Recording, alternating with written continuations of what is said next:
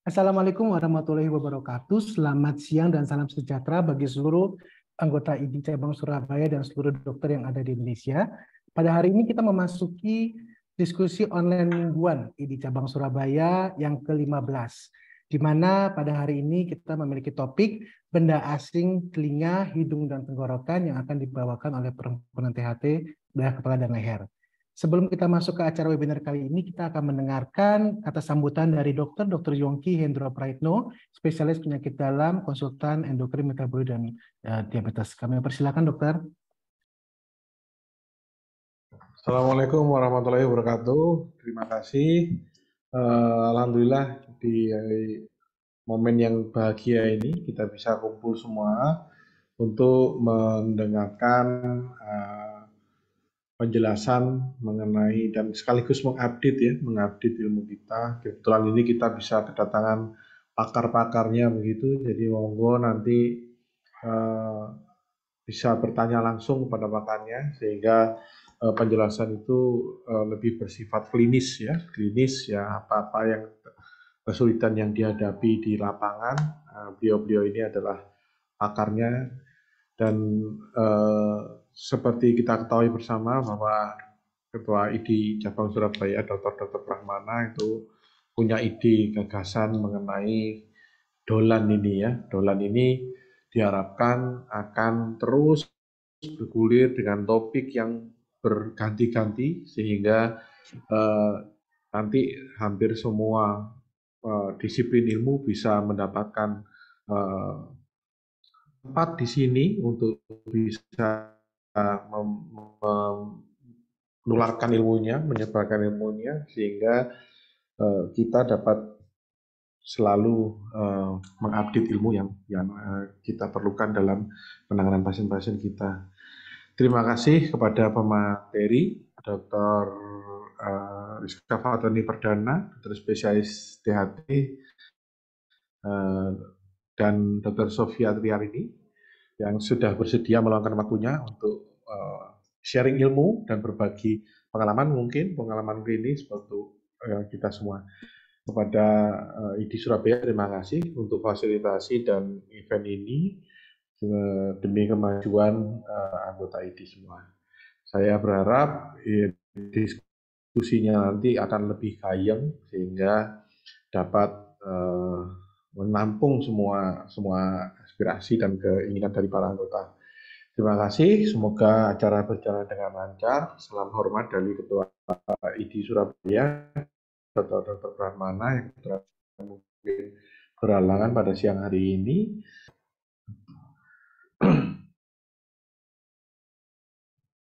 Saya kembalikan ke MC, silahkan dok. Terima kasih Dr. Yongki. Kita akan masuk ke webinar kita kali ini, di mana akan dimoderatorkan oleh Dr. Ajung Ayu Erawati dengan narasumber. Yang pertama adalah Dr. Rizka Fatoni Perdana, dokter spesialis telinga hidung tenggorokan bedah kepala leher, subspesialis bronkoesofagologi. Dan yang kedua narasumber kita adalah Dr. Sofia Triarini, spesialis THT bedah kepala leher. Dan acara ini akan kami mulai, kami persilakan Dr. Ajeng untuk memulai webinar kita. Terima kasih. Baik, terima kasih Dr. Hingga kepada MC Dr. Charles atas pembukaannya begitu luar biasa, dan terima kasih kepada Dr. Yongki Hendro atas sambutannya, dan terima kasih juga nih kepada ID Surabaya telah memberikan kesempatan saya sebagai moderator pada sore hari ini. Baik, Assalamualaikum warahmatullahi wabarakatuh. Selamat sore, salam sejahtera. Salam sejahtera untuk kita semua.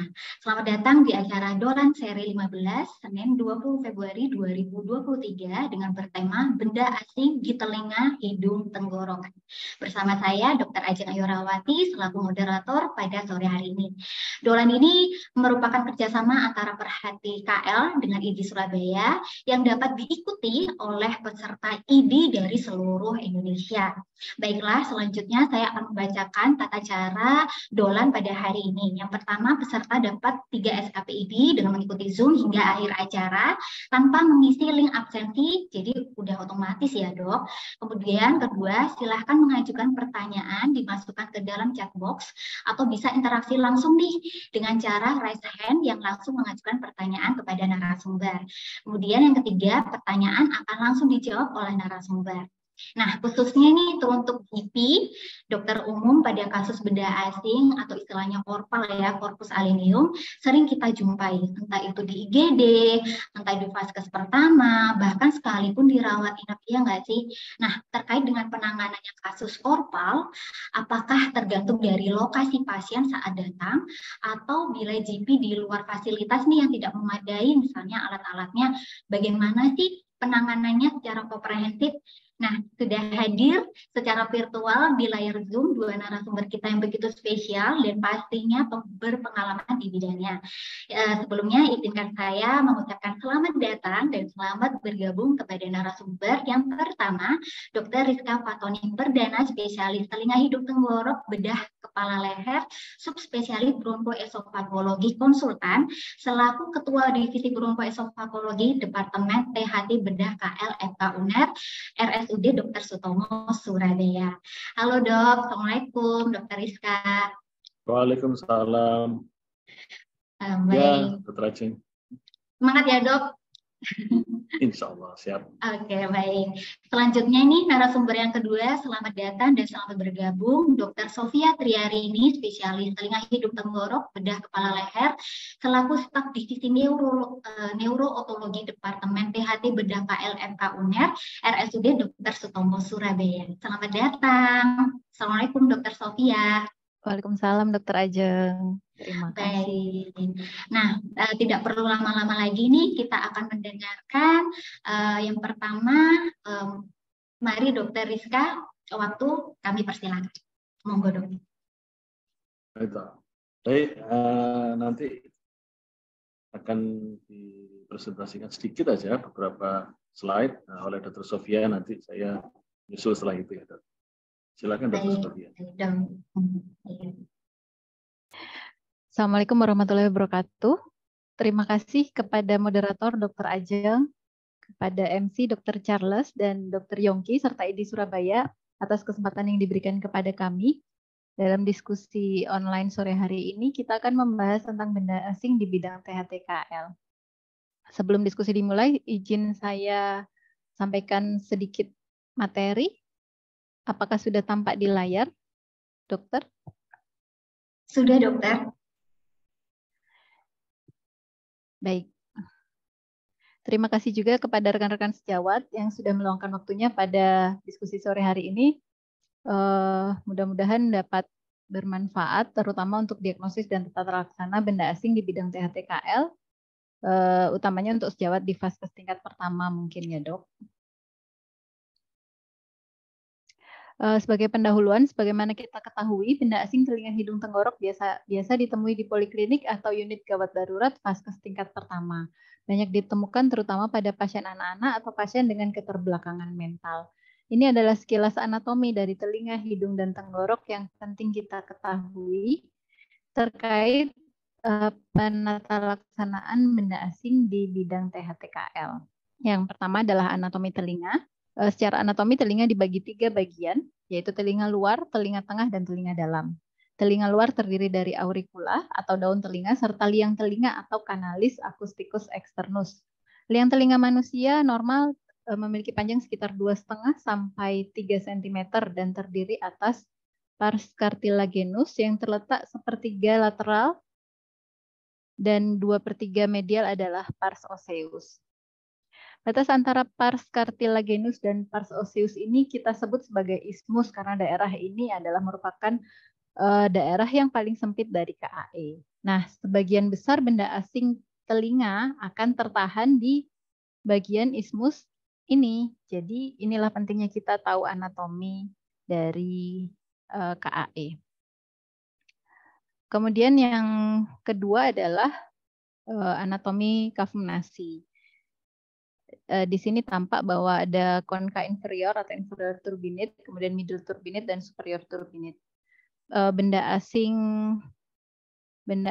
pada kafumnasi ini sebagian besar biasanya ditemukan di dua tempat di penyempitan di dalam kafumnasi, yaitu di sekitar dasar hidung tepat di bawah dari konka inferior, dan yang kedua adalah anterior dari konka media atau middle turbinate. Ini adalah dua tempat utama paling sering terletak benda asing di kafumnasi. Berikutnya adalah anatomi dari faring. Faring dibagi tiga, yaitu nasofaring, orofaring, dan hipofaring. Yang akan dibahas di sini mungkin lebih banyak orofaring nanti, yaitu benda asing duri ikan biasanya. Dia paling sering ada di jaringan tonsil, tonsila palatina, dan pangkal lidah. Untuk benda asing esofagus dan tracheobronchial selanjutnya nanti akan lebih banyak dibahas oleh dokter senior saya, Dr. Rizka. Berikutnya ini adalah klasifikasi benda asing. Benda asing telinga hidung tenggorok dapat berupa berbagai bentuk dan ukuran. Biasanya diklasifikasikan sebagai benda hidup dan benda mati atau organik dan non-organik. Yang penting diketahui pada benda asing organik biasanya bersifat menyerap air dari jaringan sekitarnya, sehingga benda asing organik dapat membesar dan mengakibatkan erosi pada mukosa, ulcerasi, bahkan epistaksis bila terjadi pada kafumnasi. Ini adalah contoh-contoh benda asing organik, antara lain kapas, kemudian kacang-kacangan, bisa kacang tanah, jagung, kemudian kacang hijau, dan lain-lain. Kemudian duri ikan atau tulang, ini banyak di benda asing tenggorok. Kemudian serangga, ini terutama di telinga, hidung juga bisa. Kemudian belatung, ini jarang ditemukan tapi bisa. Kemudian yang non-organik, contohnya bisa manik-manik, batu, mainan plastik, dan yang penting kita waspadai adalah benda asing non-organik baterai kancing, karena ini bisa menyebabkan komplikasi dari benda asingnya tersebut. Ini adalah contoh gambar-gambar, ini adalah benda asing kapas atau cotton bud di telinga. Ini benda asing serangga juga di telinga, kemudian benda asing manik di kafumnasi kiri. Ini adalah benda asing baterai, seperti tadi yang disampaikan, biasanya di dasar kafumnasi tepat di konka inferior. Kemudian ini adalah benda asing duri ikan di jaringan tonsil.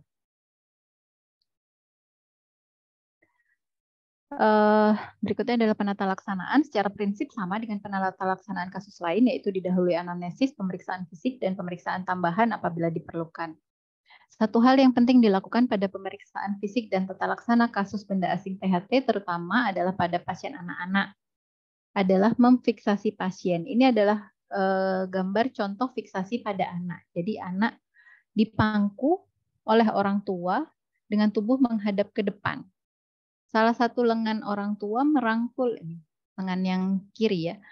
Salah satu lengan orang tua merangkul tubuh dan lengan anak, dan lengan lainnya memfiksasi kepala atau kening. Sedangkan anggota tubuh bagian bawah, kaki anak dikunci dengan aman di antara paha orang tua. Istilahnya dikempit.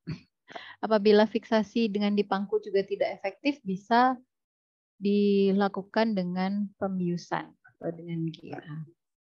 Ini adalah contoh-contoh instrumen yang dibutuhkan untuk tata laksana benda asing, adalah lampu kepala, kemudian otoskop.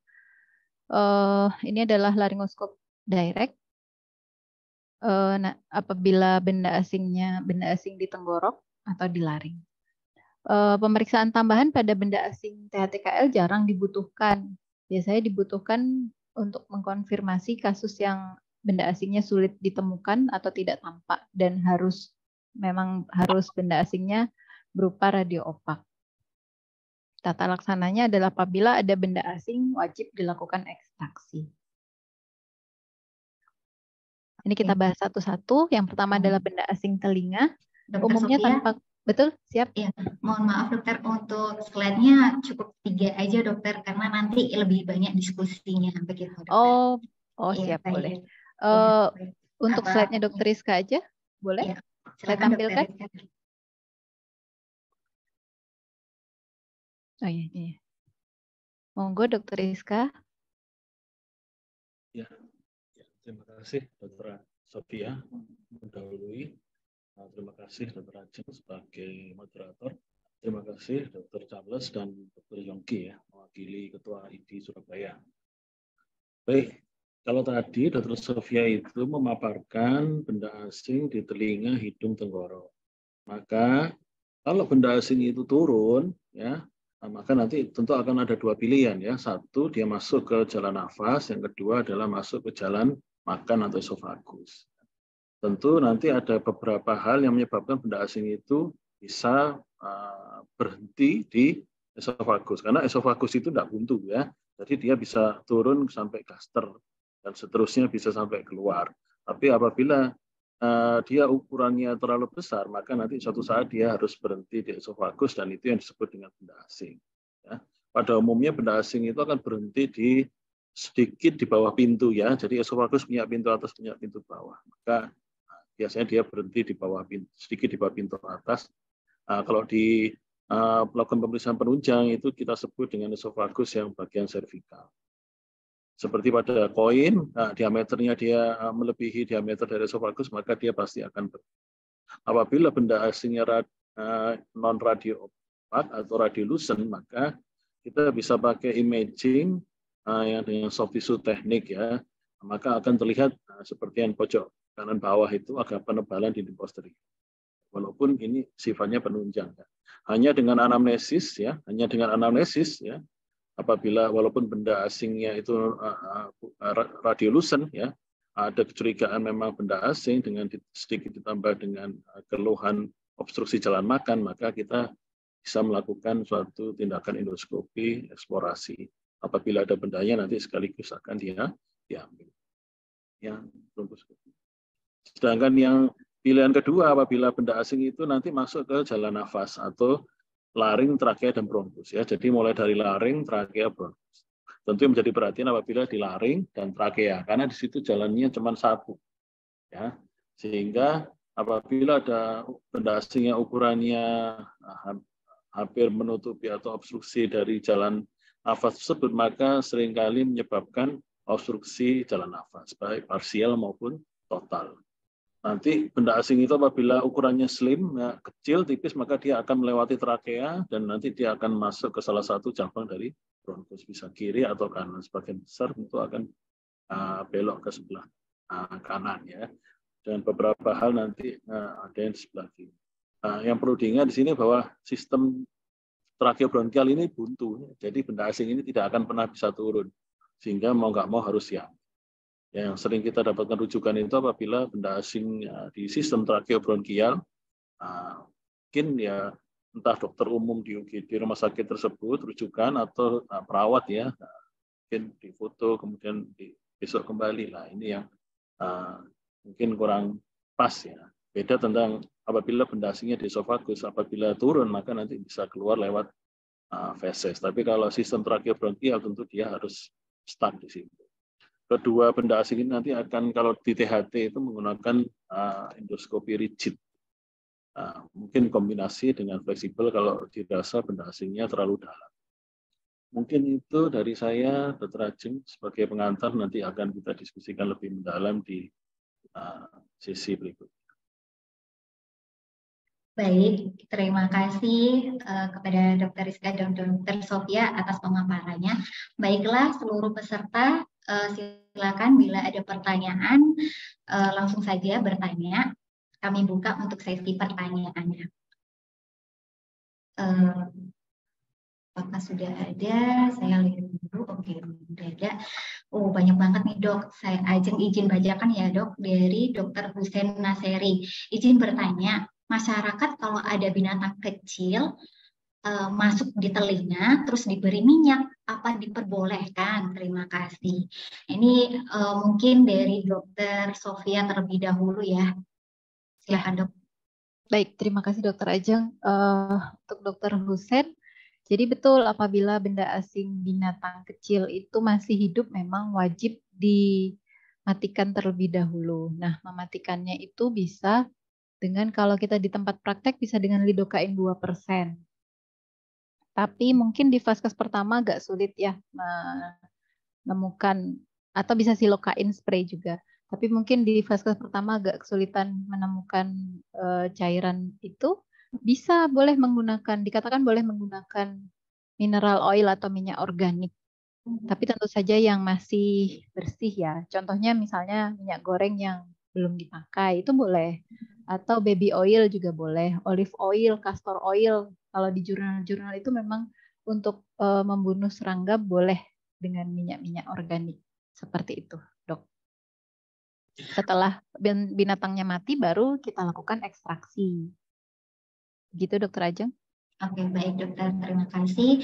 Mungkin ada penambahan dari Dokter Rizka. Silakan, Dok.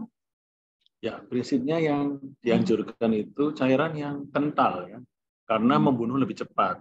Kalau dengan air biasa ya, kalau tenggelam pasti mati, tapi cuman terlalu lama ya. Jadi kalau dengan minyak itu dia lebih cepat mati maksudnya. Ya. Nah, kenapa kalau binatang itu harus dibunuh, dimatikan dulu? Sebab dia ngelawan. Kalau dalam keadaan hidup dipaksa ditarik, maka dia akan ngelawan masuk ke dalam. Jadi sehingga kaki-kakinya itu justru akan melukai dan justru muncul lesi, luka, dan seterusnya. Jadi harus dimatiin dulu.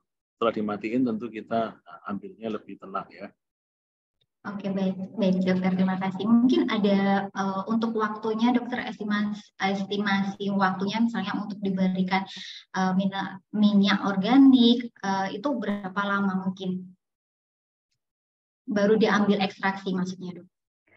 Kalau dari pengalaman biasanya tidak sampai 5 menit sudah mati, dia sudah tidak bergerak.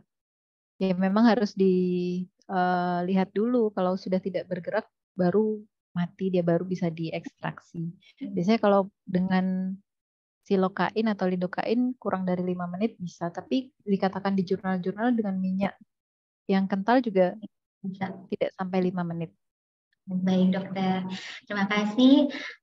Semoga terjawabkan ya. Ini ada lagi nih dok, dokter Sucili izin bertanya, untuk mengeluarkan benda asing berbentuk bulat di lubang hidung apabila di vaskes tidak ada THT set, apakah boleh dimodif alat dari bagian pegas peniti yang dibekokkan dan dijepit klem? Terima kasih. Wassalamualaikum. Gimana nih dok? Mungkin dari dokter Sofia terlebih dahulu ya dok. Nah, ini kalau misalnya dari vaskes tidak ada THT set nih dok, ini gimana cara untuk mengambil benda asingnya? Ya, memang saya rasa kalau THT set yang sederhana sekarang sudah mulai gampang ditemukan di e-commerce juga, harganya juga tidak terlalu mahal sebenarnya. Biasanya hak tajam, hak tumpul atau hak bulat itu sebenarnya sudah banyak. Cuman yang ini yang untuk modif alat bagian pegas dibengkokkan ini saya masih belum ada bayangan.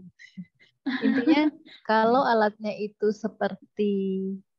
kalau dia benda asingnya berbentuk bulat, biasanya kalau manik-manik ada lubangnya itu kita menggunakan hak tumpul. Jadi apabila kelihatan lubang manik-maniknya itu kita kait di lubangnya, kemudian kita tarik dengan hak tumpul. Atau bisa juga dengan hak bulat. Jadi alatnya itu haknya itu dilewatkan ke benda asing yang bulat tersebut, melewati, kemudian ditarik seperti itu untuk supaya benda asingnya ikut ke depan. Apabila modifikasi alatnya itu bisa menyerupai alat hak tumpul atau ring hak, itu sebenarnya boleh sih. Cuman jujur saja saya masih tidak ada bayangan untuk modifikasi yang dengan peniti ini. Kalau penitinya tajam, hati-hati malah melukai. Intinya adalah menyerupai dengan hak tumpul atau hak bulat ya dok ya? Betul, betul. Baik. Nah, ini kalau dari dokter Rizka mungkin ada tambahan dok? Silakan dok. Gimana nih dok? Jadi benda asing di telinga, dimanapun ya, di telinga, hidung, tenggorok itu prinsipnya satu, kita harus bisa melihat benda asingnya. Itu harus ya. Kalau kita secara direct itu harus bisa lihat benda asing, afu jelas. Kita bisa lihat, boleh ambil kalau ada peralatan, skill ya mungkin pernah pengalaman waktu koas ya sekali dua kali, oke lah ya, nggak masalah. Kemudian kedua, memang sarana prasarana wajib sebetulnya lah ya, wajib. Saya kira lampu kepala murah ya, yang lampu kodok itu lampu yang buat di sungai itu. Kemudian alat-alat itu murah kok, itu yang made in Indonesia, maksudnya homemade ada cukup, nggak usah harus yang impor ya. Malah yang impor lebih besar karena orang luar negeri diameternya lebih besar dari. Kemudian cara kedua itu yang lebih mudah sebetulnya adalah dengan irigasi. Kalau dashing telinga ya, irigasi. Nah, kenapa? Karena irigasi itu less traumatik. Kemudian kalau nggak jelas-jelas banget ya, nggak jelas-jelas banget. Maksudnya ragu-ragu sih dokternya ini bendanya atau apa ya itu bisa pakai irigasi. Tapi dengan syarat ya, ada syaratnya kalau harus bisa melakukan irigasi itu memang tidak ada riwayat otore atau keluar cairan, tidak ada riwayat otitis media sebelumnya dan sebagainya. Cuman ya kalau ambil secara langsung alatnya ada, kemudian dokternya percaya diri ya, pasiennya terkontrol ya, bisa dipegangi. Kalau anak-anak kan banyaknya anak-anak ya, itu pilih. Tentang alatnya modifikasi ini kita ya nggak masalah sih, asal memang dokternya yakin bisa melakukan hal tersebut. Baik, jadi sebaiknya digunakan untuk hook yang tumpul atau hook yang bulat, dan yang kedua bisa menggunakan cara dengan irigasi. Cuman ada syaratnya ini, jangan yang pasiennya jangan sampai ada otore ataupun ada riwayat otitis media, ya dok ya. Baik, terima kasih dok. Nah ini ada pertanyaan lagi nih dok. Selamat sore dokter, mohon izin bertanya. Apa ada lagi kontraindikasi selain membran timpani yang tidak intake untuk melakukan irigasi telinga jika ada benda asing telinga? Terima kasih. Nah ini gimana nih dok, kalau membran timpaninya udah nggak intake nih, cuman ada benda asing, nah ini gimana nih dok solusinya, kontraindikasinya maksudnya? Iya, seperti yang tadi sudah disampaikan Dr. Rizka, bahwa kalau ada membran timpani tidak intak yang ditandai oleh ada riwayat otore, itu memang kontraindikasi dilakukan irigasi telinga. Kalau tidak bisa dilakukan irigasi telinga, bisa dilakukan ekstraksi dengan forceps atau instrumen yang tadi HAK. Jadi apabila tidak bisa dilakukan irigasi, bisa ekstraksi dengan bantuan instrumen. Salah satunya bisa forceps, bisa HAK itu tadi. Kemudian selain membran timpani yang tidak intak, apa ada kontraindikasi lagi gitu ya tadi pertanyaannya? Iya. Kontraindikasi pada ekstraksi benda asing itu adalah apabila benda asingnya tidak jelas terlihat. Sekali lagi tadi sudah disampaikan juga oleh Dr. Rizka. Apabila tidak terlihat secara afu, memang kita tidak boleh melakukan ekstraksi. Coba-coba melakukan itu tidak boleh. Jadi yang prinsip pertama harus dipegang adalah benda asing harus tampak jelas oleh pemeriksa. Seperti itu dok. Baik dokter. Jadi intinya tetap kontra ya. Oke baik dokter. Mungkin ada tambah lagi nih untuk dokter Rizka. Ya saya kira ada baiknya mungkin dokter umum di IGD itu ya, sejawat di IGD itu beli otoskop ya, otoskop ya. Kalau lampu kepala mungkin kadang-kadang samar-samar ya benda asingnya itu nggak jelas. Kalau kecuali benda asingnya besar banget, punya warna yang jreng gitu ya, mencolok. Tapi kalau benda asingnya yang kadang-kadang kecil, kemudian hewan yang kecil ya, klaper ya, atau semut bahkan ya, mungkin nggak seberapa jelas. Kalau pakai mata telanjang lah, saya sarankan pakai otoskop. Karena otoskop itu ada loopnya, ya pembesaran sekitar 2,5 sampai 3, jadi tentu jadi lebih jelas.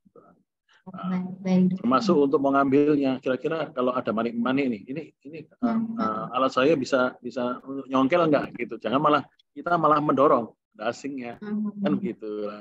Itu lihat celah-celahnya itu dengan otoskop sih maksudnya. Oh ini celahnya di jam sekian nanti ya itu skill teknik banget tapi membantu. Kalau memang kira-kira manik-maniknya itu dengan ukuran lumennya itu dia penuh banget, ya nggak bisa ada celah untuk ya sulit. Irigasi juga sulit, malah adanya nanti dia masuk ke dalam.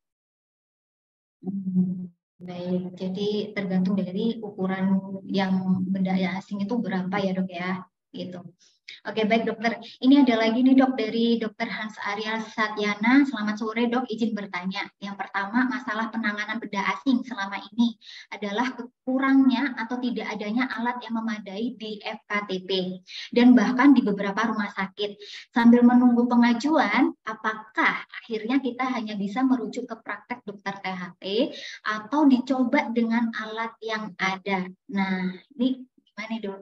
Mungkin tadi meskipun agak sedikit disinggung ya dok ya, terkait dengan fasilitas nih sambil menunggu pengajuan nih, ini di lapangan juga banyak dok kasus seperti ini. Nah ini gimana dok? Mungkin dari dokter Sofia terlebih dahulu ya. Ya baik. Boleh dokter, jadi memang indikasi untuk merujuk kasus benda asing dari vaskes pertama ke dokter THT itu salah satunya adalah apabila benda asing tidak dapat divisualisasi secara langsung akibat karena mungkin tidak ada instrumen. Itu boleh dok dirujuk. Kemudian apabila yang lain juga apabila sudah dilakukan beberapa kali percobaan untuk melakukan ekstraksi benda asing tapi tidak berhasil atau tidak efektif. Kemudian yang terakhir adalah apabila terjadi komplikasi pada saat percobaan ekstraksi benda asing itu. Boleh dilakukan rujukan ke dokter spesialis THT. Jadi itu tadi dok, indikasi-indikasi boleh dirujuk ke dokter THT. Salah satunya apabila tidak tervisualisasi dengan baik atau operator tidak memiliki instrumen yang memadai untuk melakukan ekstraksi. Baik dokter, jadi boleh-boleh aja untuk dirujuk ke spesialis THT, mungkin itu lebih safety-nya ya dok ya. Gitu. Baik, betul. Kalau misalnya dari dokter Rizka ada tambahan dok? Ya, sebetulnya kasus benda asing telinga, hidung, tenggorok itu kasus untuk dokter umum ya, maksudnya kasus untuk dokter kompetensi dokter umum ya sebetulnya. Jadi cuma memang harus dilengkapi ya dengan alat, skill ya, skill sambil belajar. Pengalaman adalah pembelajaran paling bagus ya. Jadi semakin lama jaga IGD nanti pasti akan semakin baik. Cuman memang ya syarat peralatan itu memang ya memang sebaiknya dipenuhi.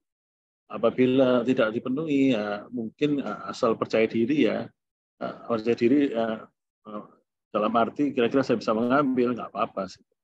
Tapi merujuk pun nggak dosa gitu loh ya. Jadi walaupun ini kompetensi dokter umum, kalian nggak dosa ya. Mungkin nggak enak sama BPJS ini harusnya selesai di FKTP 1 kok dirujuk gitu ya, nggak masalah ya.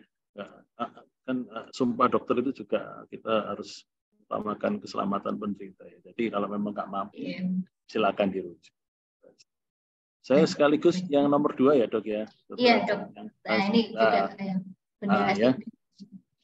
Jadi Heimlich manuver itu untuk benda asing yang di RW. Ya. Ingat ya, benda asing Heimlich manuver itu manuver salah satu pertolongan pertama pada gawat daruratan ya. Itu untuk benda asing yang menyebabkan obstruksi total pada saluran nafas. Itu ya. Jadi pada saluran nafas itu contohnya di laring dan trakea. Itu bisa pakai Heimlich. Nanti ada untuk orang dewasa, ada yang untuk itu. Syaratnya 1 di saluran pernafasan dan kedua ada tanda obstruksi total. Jadi benar-benar nggak ada sisa airway ya. Jadi nggak bisa bernafas sehingga itu harus di Heimlich. Heimlich itu kan tujuannya perut itu ditekan sehingga diafragma itu naik ke atas dengan cepat sehingga memompa paru sehingga udaranya itu bisa keluar dengan sangat cepat dengan volume sangat banyak untuk mendorong benda asing. Nah kalau benda asingnya di esofagus nggak bisa, kan beda saluran. Ya, jadi kalau di esofagus nggak bisa pakai Heimlich. Nah, saya kira Heimlich manuver ini merupakan satu-satunya jalan pertolongan pertama yang bisa dilakukan di tempat kejadian. Kalau mau jadi pahlawan, semua harus siap jadi mampu punya kemampuan melakukan Heimlich manuver. Karena kejadian obstruksi yang pertama kali terjadi ya di tempat kejadian. Tentu nanti setelah di refer kan dia sudah stabil. Tapi ingat ya, itu untuk jalan nafas ya. Kalau esofagus nggak bisa. Karena apa? Karena di esofagus ya, tujuannya itu untuk yang jalan nafas. Itu dokter Ajeng. Baik, jadi kalau untuk indikasinya Heimlich manuver bisa di saluran nafasan atau ada obstruktif total ya dok ya? Yang disertai dengan obstruktif total. Kalau jarum pentul itu kan kecil.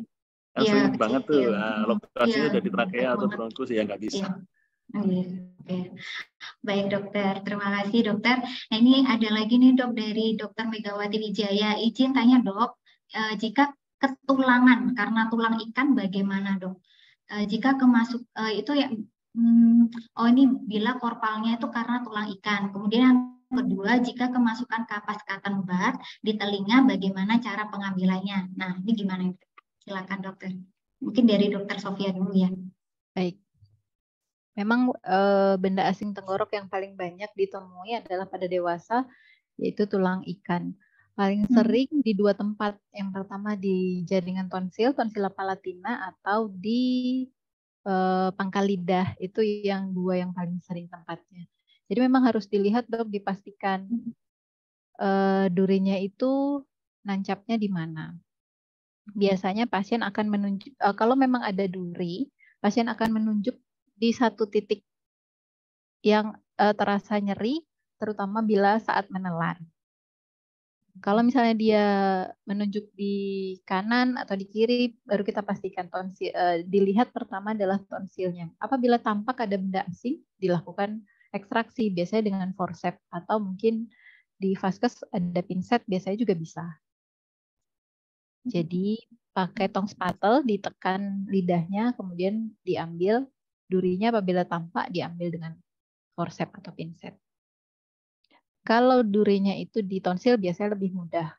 Yang lebih sulit adalah apabila durinya di pangkal lidah. Ini juga lumayan sering. Kita butuh bantuan kaca laring. Jadi kita lakukan dulu indirect laryngoscope untuk kita melihat benda asingnya. Apabila terus kemudian sudah tampak benda asingnya, baru sama kita lakukan ekstraksi dengan forceps atau pinset kalau di vaskes mungkin ya adanya. Begitu dokter. Oh iya, satu lagi, jangan disuruh, biasanya kan kalau masyarakat disuruh makan nasi ya, jadi makan nasi yang kepal bulat-bulat itu malah nggak boleh. Takutnya dia malah turun ke tempat yang makin sulit dijangkau. Jadi tidak disarankan seperti itu. Begitu mungkin dok. Mungkin kalau misalnya selain dari suruh makan nasi banyak, suruh minum air putih yang banyak juga nih dok. Iya betul. Kebanyakan dari awal. Ya. Betul. Biasanya tidak efektif apabila durinya menancap di jaringan tonsil. Malah kalau misalnya dia bisa turun, malah lebih jauh, lebih sulit nanti kita lakukan ekstraksi. Begitu. Baik dokter. Ya. Mungkin ada tambahan dokter Rizka? Ya, kalau benda asingnya di tonsil itu tentu eman-eman kalau nggak diambil ya sama dokter, karena pengalaman yang berharga. Caranya mudah, lampu kepala, spatel, kemudian pinset. Kalau di tonsil pasti jelas ya, sisi yang mana pasien nunjuk sisi yang sakit. Ciri khasnya benda asing itu satu sisi. Apalagi pasiennya jelas ya anamnesisnya ini yakin, kemudian satu sisi tunjuk, oke, nanti dilihat pakai lampu kepala ada, itu silakan diambil. Kalau ada itu bisa diambil ya, alhamdulillah. Tapi kalau umpamanya dia makan sesuatu atau yang ditunjuk di leher, bagiannya nggak jelas, kemudian setelah diperiksa tonsil kok bersih, berarti mungkin benda asingnya lebih ke bawah ya, hipofaring ya, dia di pangkal lidah atau di valegula ya. Nah, itu lebih sulit. Kalau itu memang ya pakai kaca laring tadi itu yang mirip-mirip kayak kaca untuk gigi itu ya, tapi cuman dia lebih gede. Cuman kan memang lebih sulit ya. Ngontrol lampu kepala, kaca laringnya kemudian menyinari daerah situ dengan refleks hueknya itu, refleks mutasi pasien tentu memang lebih sulit. Tapi kalau mau dicoba ya silakan. Tapi kalau nggak ketemu ya harus di referral ya. Sampai pasiennya nanti mengeluh memang sudah baikan. Jadi tetap dirujuk aja kan, walaupun mungkin nggak harus malam-malam itu ya, mungkin besok pagi ke klinik THT ya. Selama dirujuk ya, kalau tetap makan sih boleh-boleh aja. Maksudnya bukan melarang nggak boleh makan minum ya, tetap boleh makan. Kasihan kalau tetap boleh. Baik dokter. Nah terima kasih dokter atas jawabannya. Ini semakin banyak ini dokter, mungkin kalau yang sama-sama Ajeng tidak saya bacakan ya dok. Nah ini ada lagi nih dok, Selamat sore, dokter. Izin bertanya, bila terjadi trauma terhadap liang telinga, lalu ada benda asing tersisa, misal tertusuk kayu dan tertinggal di dalamnya dengan pendarahan aktif, apakah yang dapat kita lakukan? Terima kasih, dokter. Mana, dok? Mungkin dari dokter Rizka terlebih dahulu, dok. Oke, baik. Jadi kalau sudah ada, jadi gini, komplikasi itu ada dua ya. Satu, komplikasi karena benda asingnya. Jadi sifat benda asingnya, mungkin dia tajam, kemudian serangga, dia kemudian baterai yang dia korosif ya, sifatnya korosif. Nah, itu benda asing karena bendanya. Yang kedua, komplikasi itu komplikasi karena tindakan kita ya, iatrogenic. Nah, kalau benda asingnya memang sudah ada komplikasi, sehingga tentu biasanya lebih sulit. Karena apa? Karena ketutup sama darah dan seterusnya. Maka kalau memang sulit ya bisa. Kita nggak bisa menghentikan perdarahan kalau bendanya belum keambil. Jadi kalau benda asing yang sudah ada komplikasi, yang sehingga lebih sulit ya, udah itu sebaiknya dirujuk aja. Tapi mumpung kita ada benda asing, kemudian kita mengambil, benda asingnya terambil, ada perdarahan, ya kita masih bisa coba lah untuk mengatasi perdarahan itu dengan tampon. Ya. Biasa pakai tampon pita, pokoknya bikin tampon, ya mungkin kalau tampon pita kan nggak ready ya di Vaskes 1. Kayak tampon-tampon yang steril itu digunting itu mungkin lebarnya sekitar 5 mili lah ya. Kemudian panjangnya sekitar 2,5 sampai 3. Nah, itu dikasih cairan kayak vasokonstriktor kalau ada ya. Vasokonstriktor itu kayak PHK-in, kemudian maksudnya tujuannya kayak untuk menjaga perdarahan. Tapi kalau nggak bisa pakai salep biasa. Salep dikasih salep atau tujuannya adalah untuk kayak menekan perdarahan. Tapi kalau benda asingnya belum keambil, sudah muncul komplikasi ya harus dirujuk karena lebih sulit. Ada komplikasi, benda asingnya belum terambil, kita nggak bisa menghentikan perdarahan. Ya harus dirujuk. Kalau itu mah urgent ya, harus langsung dikirim. Jangan ditunda besok. Dokter, jadi intinya adalah menghentikan perdarahannya terlebih dahulu ya, dok ya. Nah, kalau dari sisi dokter Sofia bagaimana, dok? Iya, saya rasa sudah dijelaskan dokter Rizka. Jadi kalau sudah terjadi komplikasi, baik sebelum dilakukan ekstraksi maupun saat percobaan dilakukan ekstraksi, itu sudah merupakan suatu indikasi untuk merujuk kasus benda asing THT. Tapi apabila sudah terekstraksi benda asingnya, kemudian terjadi komplikasi, misalnya perdarahan, bisa kita coba untuk tampon dulu, dokter. Begitu saja, dok. Oke, baik dokter. Terima kasih dokter. Nah ini lanjut dari ini mungkin ada pertanyaan yang pertama tadi ya, dok ya. Mungkin ini, dok. Jadi yang bertanya ini kebanyakan bagaimana sih untuk tips supaya mengambil korpal itu tidak semakin masuk ke dalam, terutama di daerah telinga gitu, dok. Ya, gimana, dok?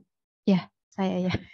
Baik, jadi memang yang prinsipnya untuk ekstraksi benda asing telinga, hidung, tenggorok itu adalah visualisasi, harus jelas. Kalau misalnya visualisasi tidak jelas, kita coba-coba, memang akan semakin terdorong benda asingnya. Kemudian apabila sudah visualisasinya jelas, kita sesuaikan juga instrumen untuk mengambil dengan benda asingnya. Apabila benda asingnya berbentuk bulat keras, itu biasanya memang kita menggunakan hak tumpul atau ring hak. Jadi kita instrumennya itu melewati benda asingnya dulu, menyusuri benda asing, baru kemudian ditarik. Kalau benda asing bulat dan ukurannya agak besar memenuhi KAE, itu tidak bisa dilakukan irigasi. Juga tidak bisa dilakukan pengambilan dengan pinset atau forceps, dia akan semakin terdorong ke dalam. Jadi pilihannya memang kalau benda asing bulat keras diambil dengan ring hak atau hak tumpul. Apabila benda asingnya kecil, tidak sampai memenuhi liang telinga, misalnya tadi cotton bud, itu bisa dengan irigasi. Jadi dengan irigasi telinga disemprotkan air hangat, dia akan keluar apabila benda asingnya kecil. Kalau benda asingnya besar, memenuhi liang telinga, memang tidak bisa dilakukan irigasi. Jadi instrumen-instrumen atau metode yang digunakan untuk mengambil benda asing itu harus disesuaikan dengan bentuk benda asing dan ukuran dari benda asing. Baik. Gitu, Dok. Ini mungkin dari ini dokter ya, lanjut ya dok. Izin bertanya, korpal di orofaring nih dok, adakah perasat atau teknik untuk mengurangi refleks gagging dok? Nah, ini gimana dok? Ya mungkin dari dokter Rizka dulu ya dok ya. Jadi. Jadi kalau di orofaring itu resikonya adalah refleks muntah ya. Itu kita nggak bisa menghindari. Tapi memang setiap pasien nanti beda-beda. Ada yang sensitif ya, baru spatel baru masuk di mulut itu udah wek, wah itu susah. Ada yang lebih tahan ya, spatel dari dalam masih aman, tapi nanti begitu diumik-umik itu asingnya dia baru refleks. Nah, kalau dia lebih tahan ya kita untuk percobaan awal kita biasanya nggak langsung matikan atau kurangi refleks muntahnya. Karena ada beberapa keuntungan sebetulnya kalau kita membiarkan refleks muntahnya itu masih ada. Seperti nanti kalau kita kurangi atau matikan refleks muntahnya, nanti dia nelennya juga terganggu. Jadi ada kerugiannya. Nah, yang penting kita coba usaha ya. Kita bisa menilai nanti, oh kira-kira refleks muntahnya si pasien ini. Kalau baru masuk spatel aja sudah wek ya repot. Kita akan mengalami kesulitan. Karena sensitif banget. Nah, dan juga kadang kita milih yang spatel yang kalau logam itu kan kayak di lidah rasanya nggak enak. Bagaimana gitu ya. Kadang kalau yang kayu itu lebih nyaman sebetulnya kalau di mulut ya daripada yang logam. Tapi kelemahannya kayu itu nggak kuat, ya, gampang patah. Kalau pasiennya dewasa gitu mungkin ya risiko patah. Kalau refleksnya memang benar-benar sensitif, kita bisa melihat bendanya, kita bisa yakin ambil bendanya, ya. Itu mungkin bisa dicoba dengan spray ya silokain. Tapi harus diedukasi pasien. Sebab begitu nanti dia spray, jangan dilaporkan nggak bisa harus ngasih tahu setelah ini Bapak itu nggak bisa nelen. Ya, jadi nggak boleh makan minum kurang lebih 1 sampai 2 jam sampai khasiat obatnya itu. Mungkin itu.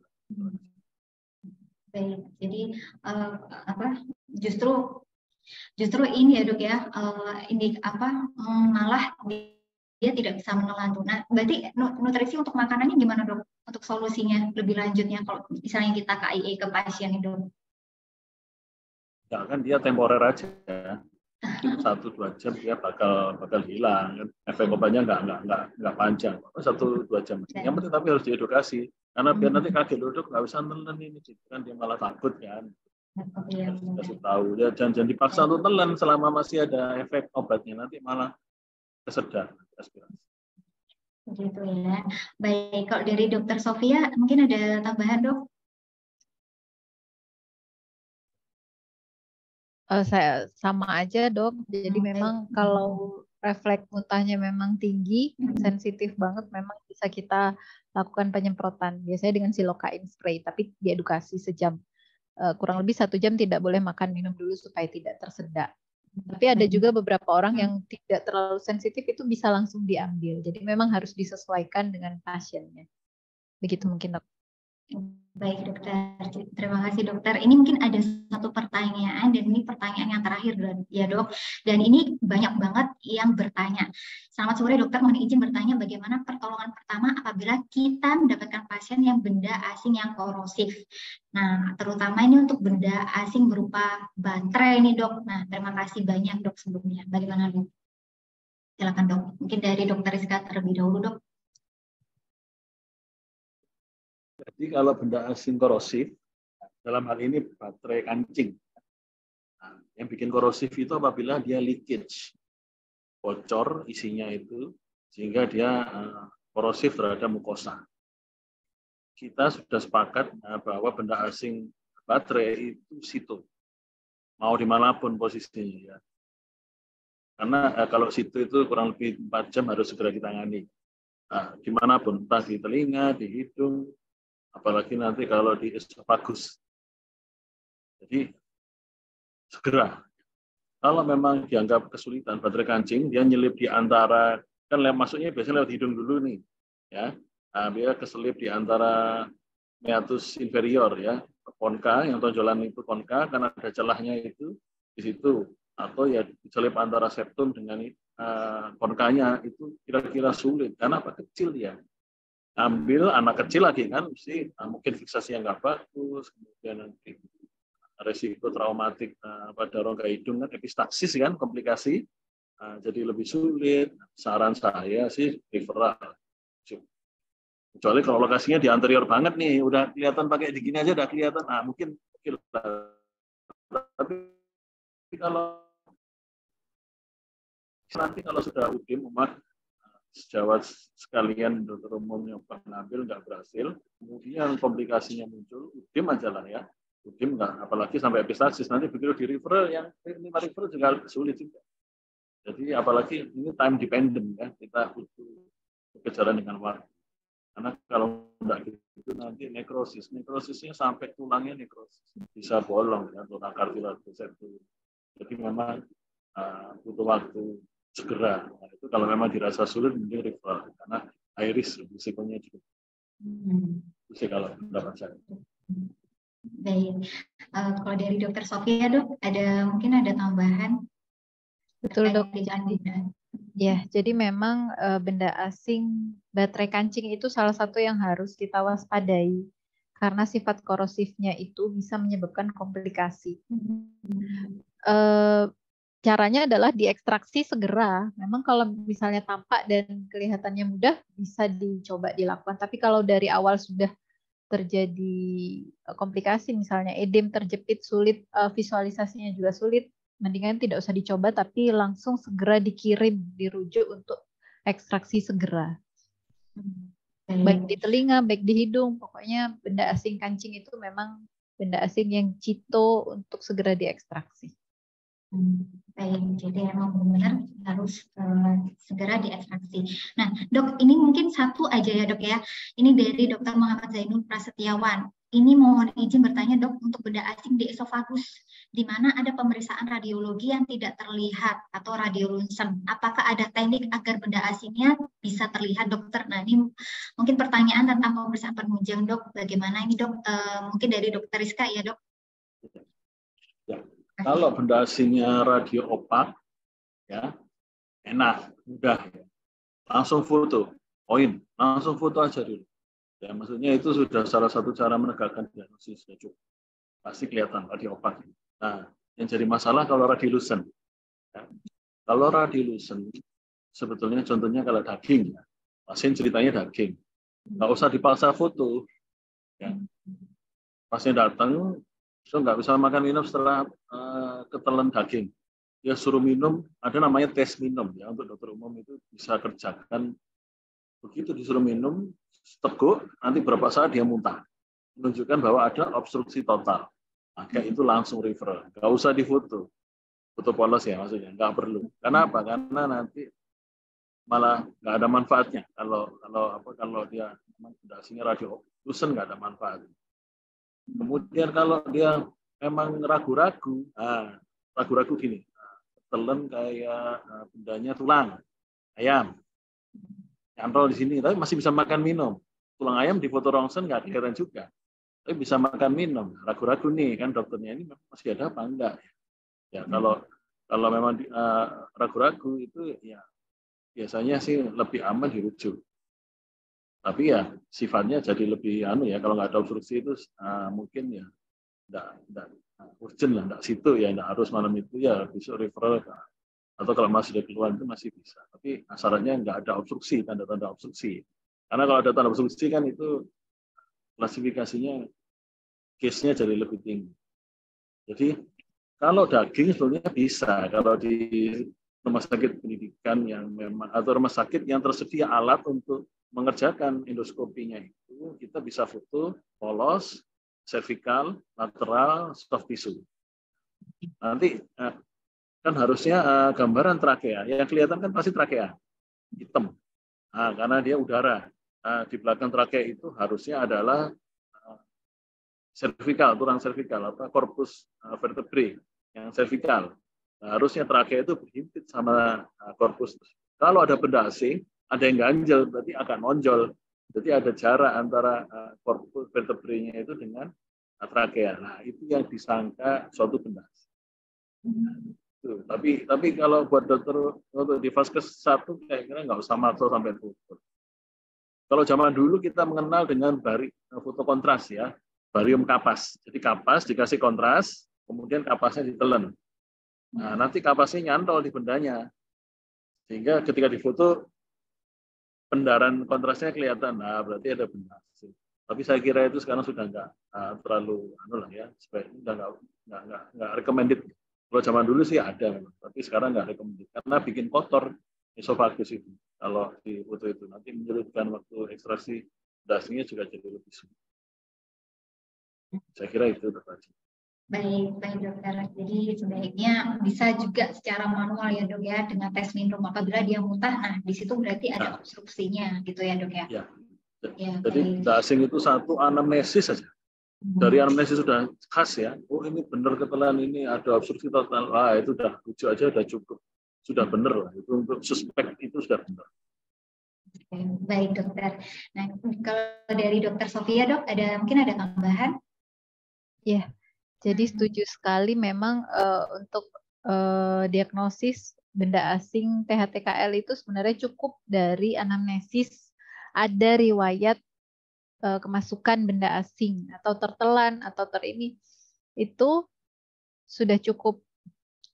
Pemeriksaan fisik dan pemeriksaan fisik juga untuk mengkonfirmasi. Pemeriksaan tambahan hanya dilakukan apabila dibutuhkan misalnya, dan benda asingnya juga harus radio opak. Kalau radiolucent tidak akan tampak, jadi tidak perlu dilakukan. Selain itu juga bisa dilakukan tes minum yang tadi Dr. Rizka sampaikan, itu bisa bedakan apakah ini ada benda asing atau obstruksi parsial atau total. Begitu, Dok. Baik, dokter. Terima kasih karena waktu yang memisahkan kita, dok. Yang sangat terbatas dan ini sudah memasuki 4 sore. Baik, terima kasih atas pemaparannya dan penjelasannya kepada Dr. Rizka dan juga Dr. Sofia. Baiklah, kita telah sampai pada akhir acara hari ini. Kesimpulan acara Dolan seri 15, benda asing di telinga hidung tenggorokan. Izin yang pertama adalah kesimpulannya bahwa benda asing terutama di telinga yang paling banyak itu terjadi di ismus. Kemudian yang kalau di hidung terjadi di kavunasi di bawah konka inferior dan konka anterior. Kemudian yang ketiga adalah faring. Orofaring yang paling banyak terutama korpalnya penyebabnya karena duri ikan. Nah, kemudian yang terakhir karena di trakeobronkial. Ya, kalau di trakea bisa menyebabkan parsial ataupun bisa total pada benda asingnya, dan juga di daerah bronkus, dan bronkus yang paling banyak terkena adalah di bronkus kanan. Baik, terima kasih. Mengingatkan sekali lagi untuk para peserta, diharapkan kesediaannya untuk mengikuti Dolan seri setiap Senin jam 3 sampai jam 4 sore dan mendapatkan sertifikat ber-SKP. Untuk informasi selengkapnya, tema-temanya apa saja yang dibahas, silahkan bisa di-follow ya dok di Instagram kita di IDIS Surabaya. Dan bila peserta ketinggalan acara webinar pada sore hari ini, tenang dok, bisa ditonton ulang di channel YouTube kita di @IDIS Surabaya. Terima kasih tak terhingga atas berbagi ilmunya kepada dua narasumber yang begitu hebat. Dr. Rizka dan juga Dr. Sofia, semoga bermanfaat untuk kita semua. Terima kasih kepada IDIS Surabaya yang sudah menyelenggarakan acara Dolan seri ini, dan terima kasih para peserta dokter seluruh Indonesia. Dan jangan lupa untuk nantikan di tanggal 27 Februari ya dengan bertema vertigo. Wassalamualaikum warahmatullahi wabarakatuh. Saya kembalikan lagi ke MC Dr. Charles. Semoga dong. Terima kasih Dr. Ajeng, terima kasih Dr. Rizka Fatoni dan Dr. Sofia Triwarini yang sudah pada hari ini membagikan ilmunya kepada kami semua. Dan kepada seluruh dokter-dokter yang ada yang menjadi peserta pada hari ini, minggu depan di hari yang sama, hari Senin tanggal 27 Februari, pukul yang sama 15 sampai 16, kita akan ada Dolan lagi seri ke-16 dengan topik vertigo yang dimoderasi oleh Dr. Pandu Handito Habibi, spesialis obstetrik ginekologi, dengan narasumber Dr. Hanik Badriah Hidayati, dokter spesialis saraf konsultan, dan Dr. Wardah Rahmatul Islamia, spesialis saraf konsultan. Jadi kami tunggu lagi dokter, dan jangan lupa jam yang sama, hari yang sama, minggu depan. Kami ucapkan terima kasih kepada seluruh peserta 531 yang sudah setia hadir sampai jam 16 ini, dan sampai jumpa minggu depan. Wassalamualaikum warahmatullahi wabarakatuh.